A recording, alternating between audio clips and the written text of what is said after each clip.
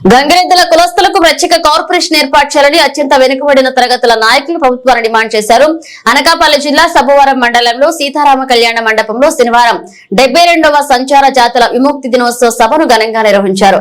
రాష్ట్ర వెనుకబడిన తరగతులు సిఈసి సభ్యుల దనకొండ శ్రీను ఆధ్వర్యంలో జరిగిన సభలో తెలుగుదేశం పార్టీ ప్రధాన కార్యదర్శి ఎమ్మెల్సీ దువ్వవరపు రామారావు ముఖ్య అతిథిగా హాజరై ప్రసంగించారు. ఈ సందర్భంగా ఆయన మాట్లాడుతూ గంగిరెద్దుల కులస్తులకు ప్రత్యేక కార్పొరేషన్ కోసం ప్రత్యేక దృష్టి తీసుకువెళ్తామని ప్రభుత్వం దృష్టికి తీసుకువెళ్తామన్నారు. ఇక రాష్ట్ర వెనుకబడిన తరగతుల కరణ పెండ్ర రమేష్ మాట్లాడుతూ టీడీపీ బీసీ డిక్లరేషన్ లో చెప్పిన విధంగా తమ కులస్తులకు న్యాయం చేయాలని కోరారు. ఈ కార్యక్రమంలో గంగిరెడ్ల కుల సంఘ పెద్దలు దనకొండ గడ్డలయ్య, ఆవాల గొల్లయ్య, చింతల ఎర్రయ్య తదితర కుల పెద్దలతో పాటు సబ్బవరం ఎంపీటీసీ గుర్లి చైతన్య, నాయకులు గండి దేవుడు పాల్గొన్నారు.